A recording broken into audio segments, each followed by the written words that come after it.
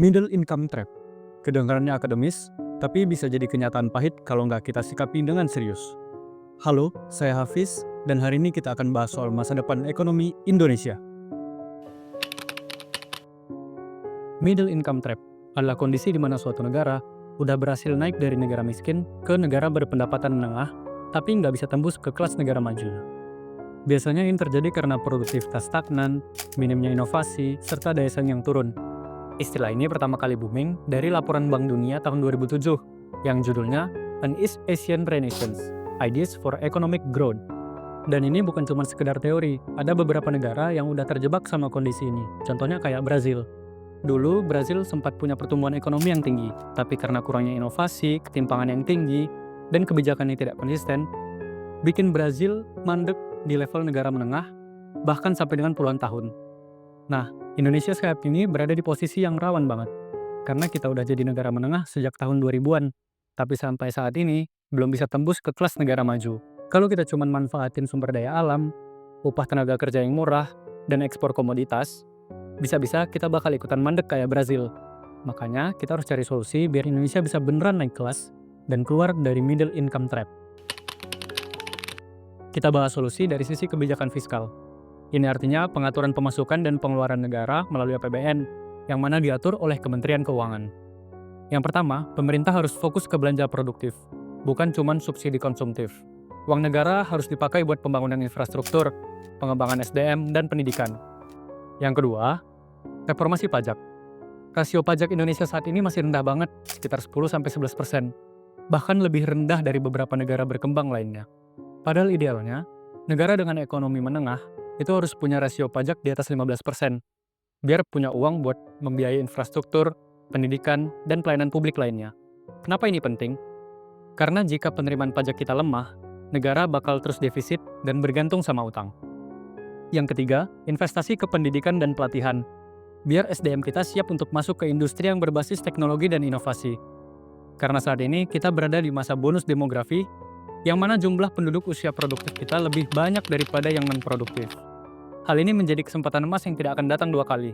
Tapi jika kita tidak bisa menyiapkan tenaga kerja yang terampil dan kompeten, ini akan menjadi bencana demografi, di mana akan ada pengangguran massal dan kemiskinan yang struktural.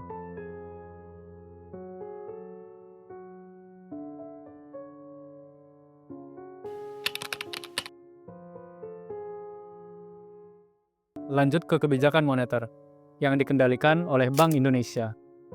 Yang pertama, Bank Indonesia harus jaga inflasi tetap rendah dan terkendali. Karena jika inflasi tinggi, maka harga barang bakal naik, daya beli masyarakat bakal turun. Dan ini paling nyakitin buat ekonomi kelas menengah ke bawah. Jangan sampai guncangan harga barang dan nilai tukar rupiah bikin inflasi tidak terkendali. Yang kedua, suku bunga harus dijaga seimbang.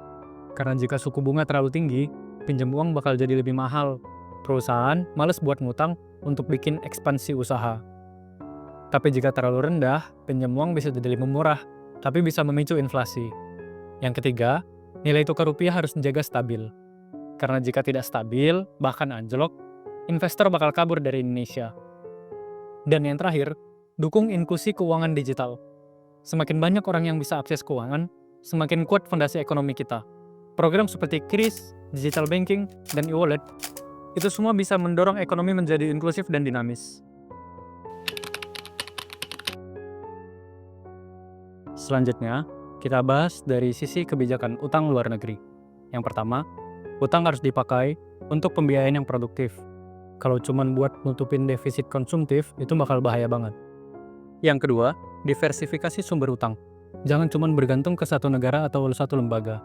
Karena jika hanya bergantung ke satu negara atau satu lembaga, bakal ada risiko tekanan politik, ketergantungan ekonomi, atau tekanan kurs.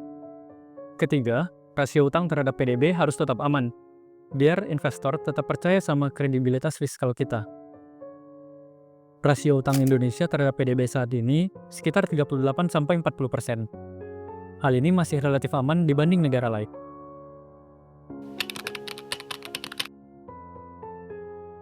Jadi, buat keluar dari middle income trap, Indonesia harus upgrade total, mulai dari cara ngelola keuangan, mengatur moneter, sampai strategi ngutang.